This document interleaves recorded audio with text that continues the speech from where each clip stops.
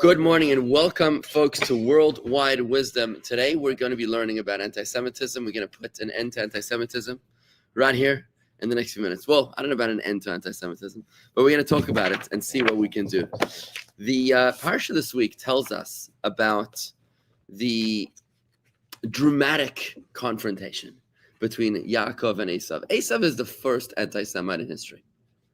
Jacob is the first Jew that has to deal with anti-Semitism. We got Abraham, who becomes a Jew like later in life, right?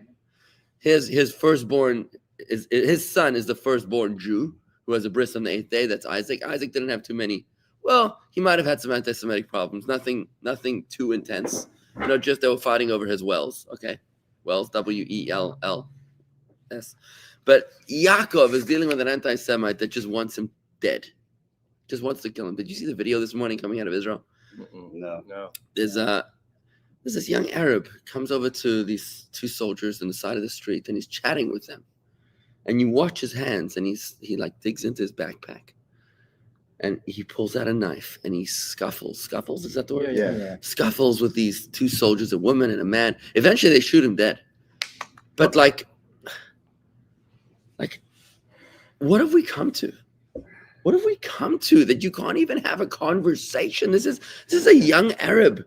It's a young Arab man. He's got his whole life ahead of him. Seriously, what are they teaching these kids? They're fully indoctrinated.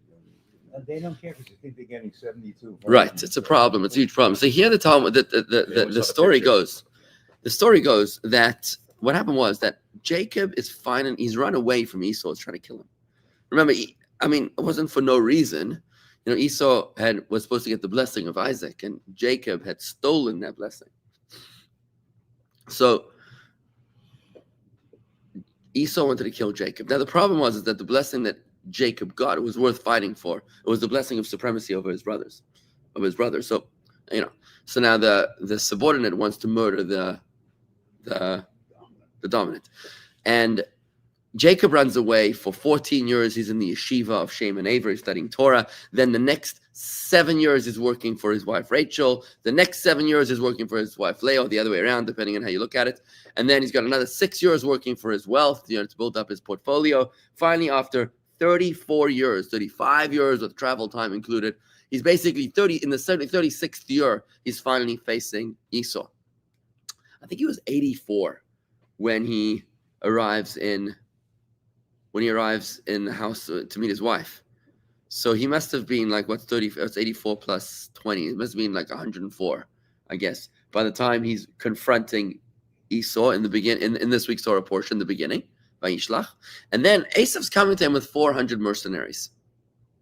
The situation's looking grim, right? At the beginning of the parsha opens up about how Yaakov sends all these elaborate gifts. Think Aladdin, coming with his, with these, all as far as the eye can see of this entourage of gifts that he brings over to his brother. And he comes prepared in 3 ways. He's preparing for diplomacy with a gift, preparing for war, and he's preparing for spiritual confrontation with prayer.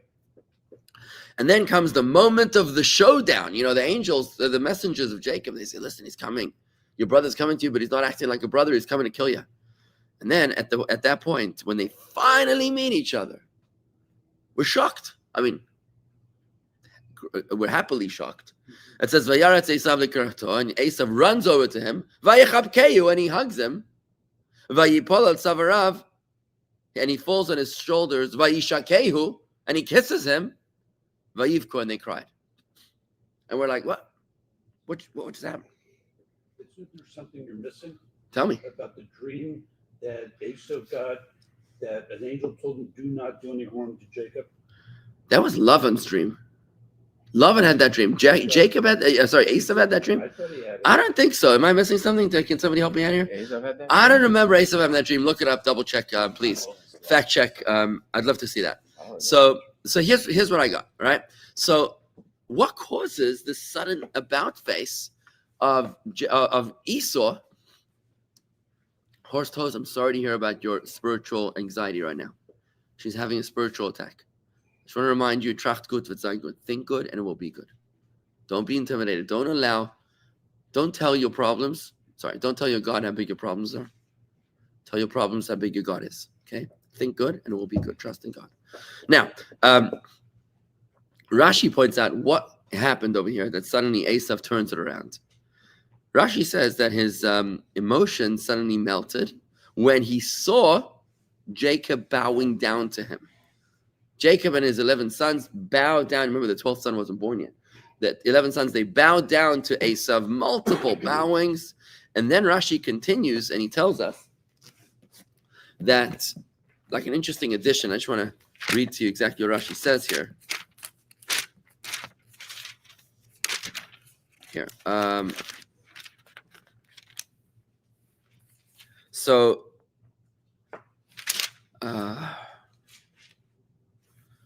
Okay. Here, Jacob raised his eyes and he saw Esau approaching, accompanied by 400 men. So he went to the second divide, whatever. Esau, seeing his brother prostrate himself, was deeply touched by this display of deference and abandoned his plans to attack Jacob. Instead, he ran towards him, embraced him wholeheartedly, and he threw himself on his neck. He also kissed him. Okay, and he wept. Esau raised his eyes and seeing the woman and children asked Jacob, how are all these people related to you? He replied, these are the wives and children whom God has been kind enough to grant your servant. Okay, so Rashi says like this. He hugged him. His emotions melted when he saw him bowing down, all these bowings, and he kissed him. Rashi points out that there's dots, very unusual. There's no vowels in the Torah, but there were dots on top of this word that he kissed him. There's a debate over here. There are those who say that the dots are to imply that it's not entirely accurate, that he didn't kiss him with all of his heart. Now Rashi continues. Says Rabbi Shimon Bar Yochai. What does Rabbi Shimon Bar Yochai have to say? That it is a halacha. It is a law. A law. What's the law? A known law that Esau hates Jacob. Just that in this case, there was an exception that he was overcome with mercy at that time, and in fact, he did kiss him with all of his heart, right? So the question is, was this a wholehearted kiss, which was the exception to the rule, or was it not a wholehearted kiss because the rule is that Esau hates Jacob? What's Rashi adding by telling us the situation that it's that Rabbi Shimon Bar Yochai said that this is a halacha, a known law that Esau hates Jacob?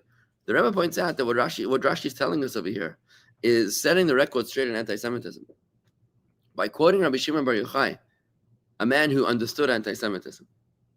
When did Rabbi Shimon Bar Yochai live? This is the author of the Zohar? Yes, the author of the Zohar. He didn't. Century? No, you're talking about 2,000 years ago, first century, right? Rabbi Shimon Bar Yochai lived in the days of the Romans. No, it's not disputed when he lived. No.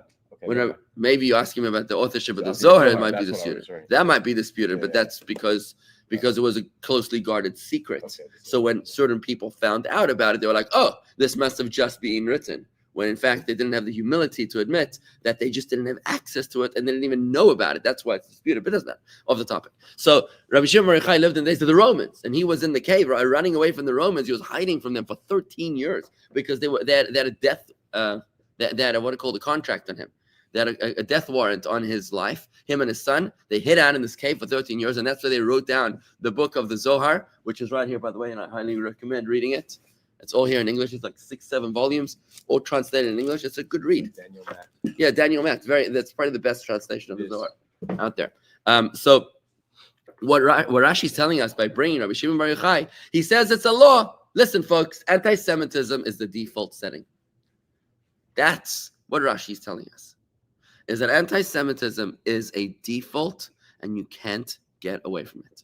So stop acting surprised when you find out that there's a new mayor to New York and 60% of the Jews have voted that in fact he is an anti-Semite, right? You don't have to be surprised about this. It's okay.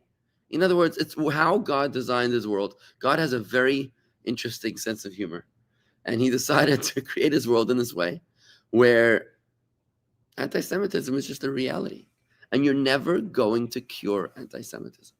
I'm That's not it. surprised it's anti-Semite. I'm surprised 60% of the Jews voted for it. No. 60% of the Jews voted that he is But against him. that he is an anti-Semite. I mean, can you imagine? Imagine if there was a vote like, is Hitler an anti-Semite or not? And we'd have like, I don't know, 75% of the Jews would say yes.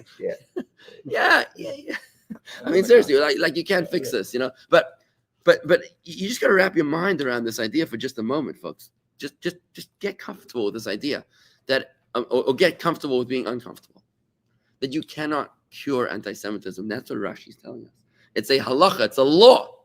It's etched. It's not etched. It's engraved in stone. This is unchangeable as long as we're living in exile. Until Mashiach comes, there will be this malady, this mental illness called anti-Semitism, and there's nothing that we can do about it. It happened to be that at this pivotal moment, Esau kind of melted, whether it was wholehearted or not wholehearted, is the debate in Rashi about how he kissed him. But the bottom line is that here in this pivotal moment, God made a little divine intervention, a little miracle, and he didn't actually kill him.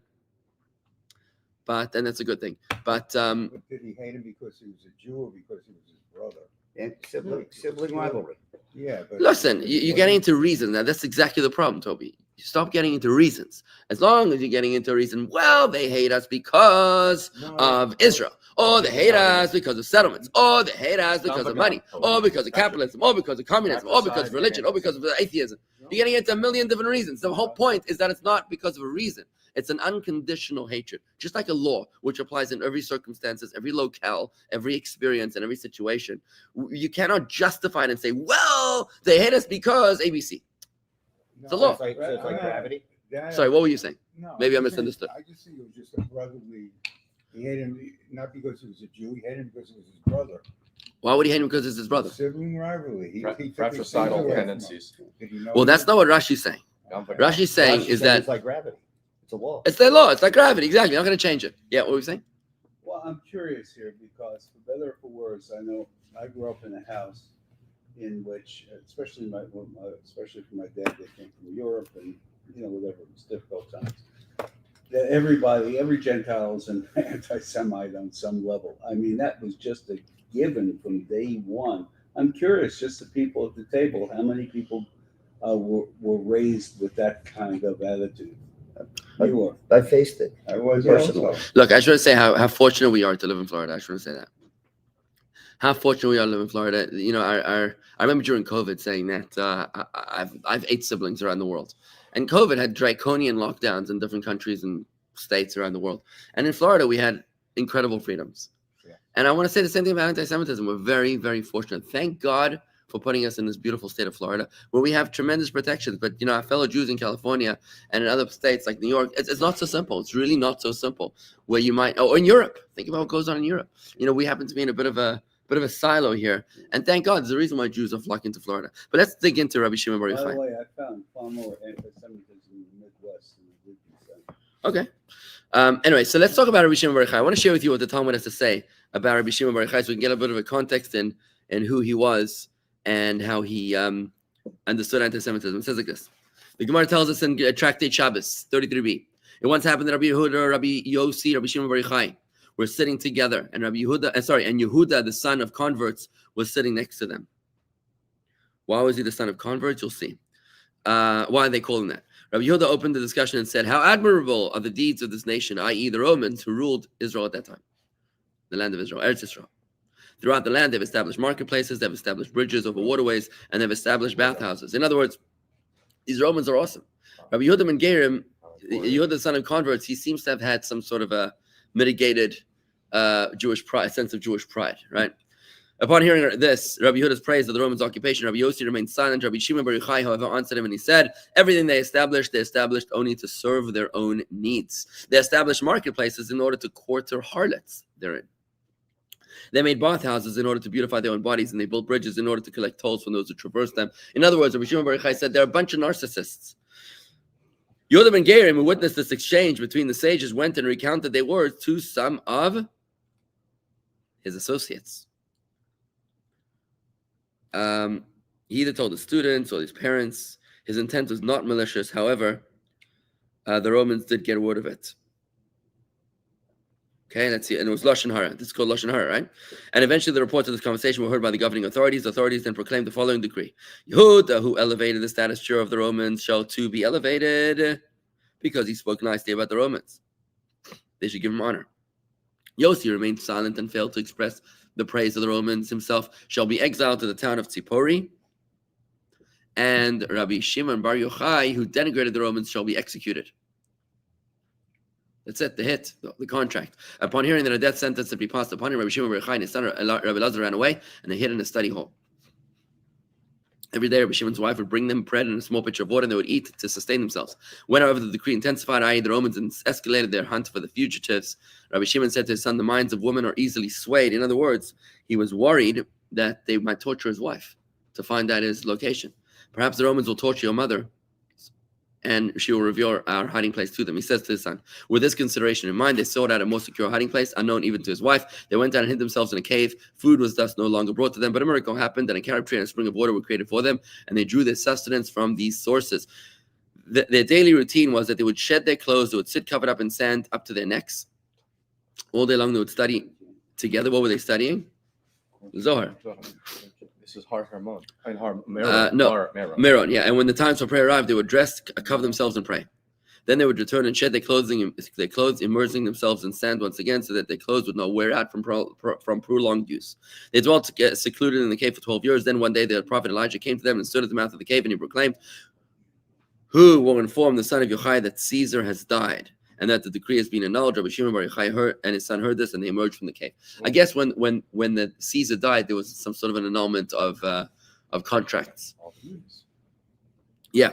As they ventured back to civilization, they saw some people who were plowing a field and sowing crops there. This is just an interesting end to the story. Angered by this, Rabbi Shimon Bar Yochai declared, these people are forsaking the pursuit of the world to come and occupy themselves instead of the concerns of this transitory life. Like, what? You get a job?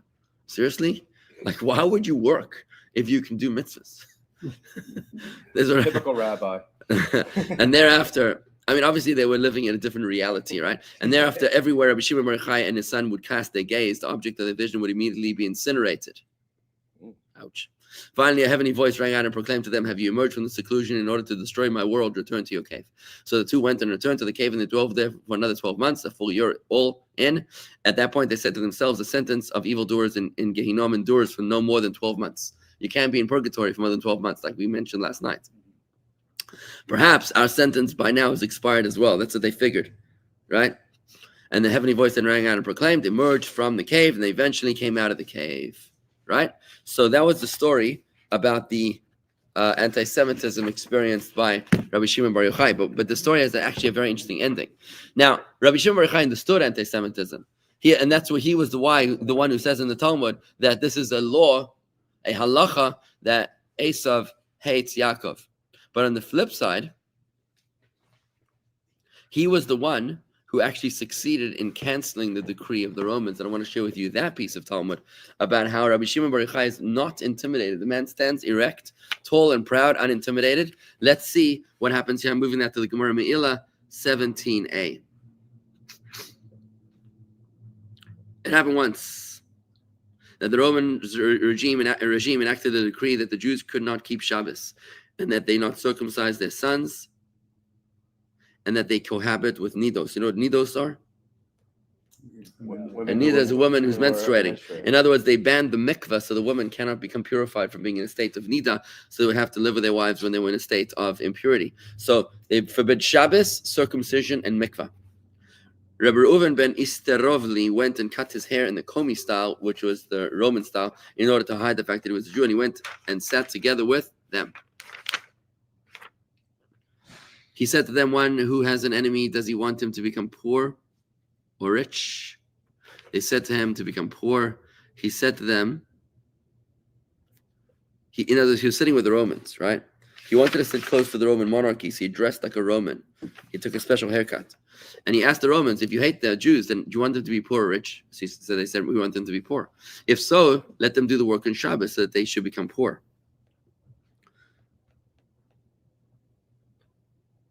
Let them work on Shabbos. Sorry, let them not do work, he said. Let them not do work on Shabbos so that they will lose the loss of revenue. That's what he tried to trick them. They said he has spoken well and they annulled the decree against Shabbos observance. The Romans realized if we want the Jews to be poor, why are we forcing them to work on Shabbos? Let them not work on Shabbos, right? He then said to them, and one who has an enemy, does he want him to become weak or strong? They said to him, we want him to become weak. He said, if so, let them circumcise their sons on the 8th day and they should become weak. Because the weakness caused by the loss of blood at such a tender age is irreversible. That's what Rashi says. Okay. They said, fine, he has spoken well, and they annulled the decree against circumcision. He then said to them, one who has an enemy, does he want him to increase or decrease? They said to him, we want them to decrease. If so, let them not cohabit with nidos. Let them not cohabit with nidos. In other words, let them have less marital relations. You want them to go to mikvah so that they'll have 2 weeks of abstinence. Don't you want 2 weeks of abstinence, right? He said they said he has spoken well, and they annulled the decrees that Jews cohabited with nidos as well. Subsequently, they recognized him as being a Jew. His cover was blown, and they reinstated the decrees. The rabbis then said, "Who shall go and annul the decrees? Let Rabbi Shimon Bar Yochai go, for he is accustomed to having miracles performed in his behalf." Remember, he had 13 years in the cave already, right? Miraculous carob tree and water, right? Yeah. So they sent Rabbi Shimon Bar Yochai. So this is a guy who understands the brunt of anti-Semitism. Where's the anti-Semitism? And let's see what happens. And after him, who shall go? In other words, who shall go with Rabbi Shimon Bar Yochai? They said, Rabbi Elazar ben Rabbi Yossi. Rabbi Yossi said to them, and were my father Chalafta alive, could you say to him, give your son for execution? In other words, why would you want me to go to execution? I'm not going. Rabbi Shimon said to them, and were my father alive, could you say to him, give your son for execution? In other words, listen, I'm going, so you should go too. Okay.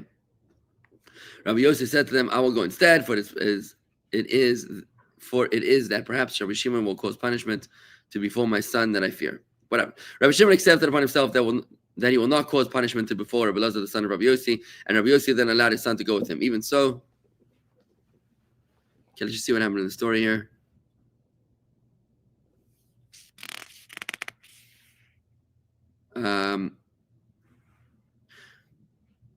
Okay, here. Well, it's a short story. I'm just going to try to fill it in, okay? As they were going on the road, this question was inquired of them, from where do we derive that the blood of a sheretz is tamei? How do we know that the blood of a rodent is impure? Rabbi Elazar, the son of Rabbi Yossi, curled his mouth and he said, from the verse, and this shall be for you the impure amongst the rodents. Rabbi Shimon said to him, from the curling of your lips you are discerned to be a Torah scholar, from your answer. For your answer attests to your wisdom. However, you acted improperly, and therefore let the son not return to his father.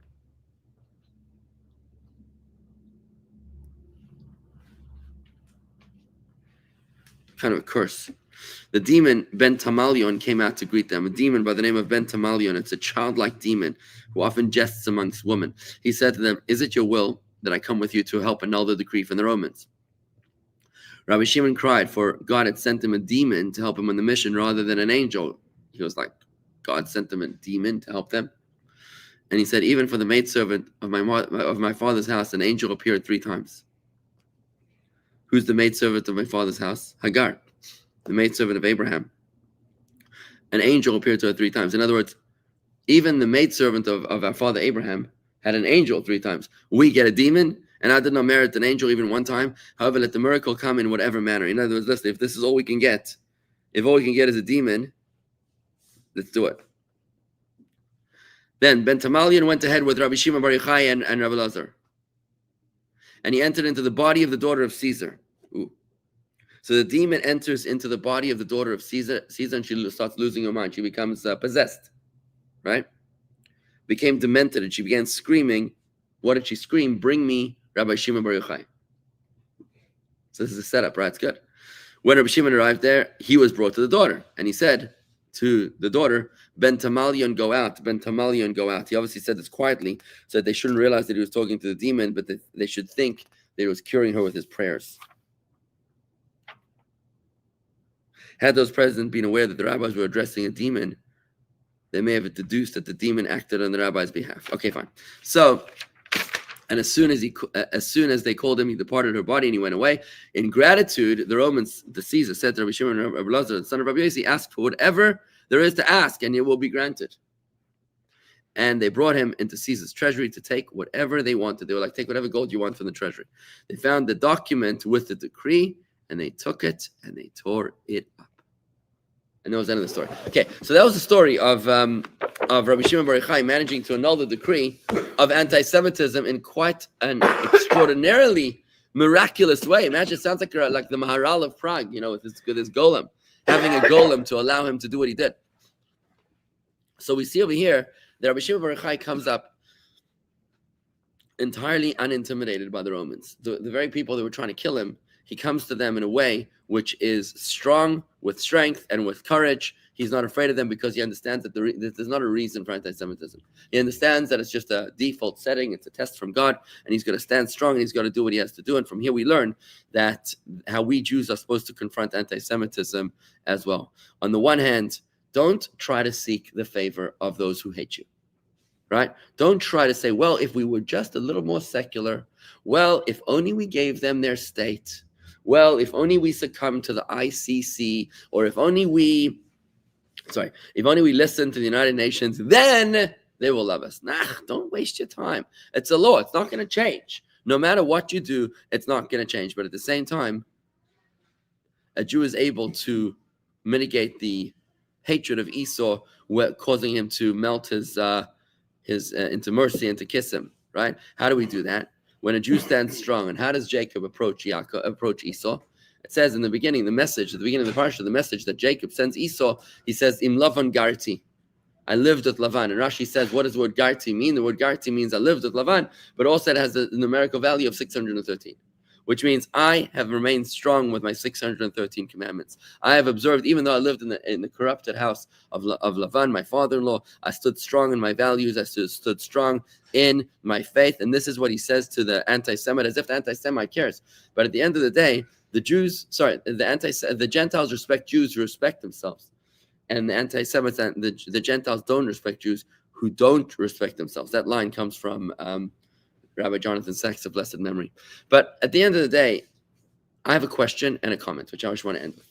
The question I have with which I don't understand is the Rebbe says over here that Jacob was strong when he confronted Esau. Call him a servant. I'm your servant. The Rebbe says that he was strong because he was strong in his faith. 613 mitzvahs. But when you read the verse, it says that he bowed down to him. I said, I'm your servant. And he says, I'm your servant. And he bowed down to him with his 11 sons. I don't understand this, folks. I just want to tell you, I don't understand how we're supposed to derive a lesson from Jacob, who bowed down to Esau, and still the Rebbe says that we're supposed to be strong. If anybody has an answer, please let me know. But I do want to share with you something which comes from the Shalah HaKadosh. Rabbi Shaya Levi Horowitz, I mentioned him in a sermon on Shabbos.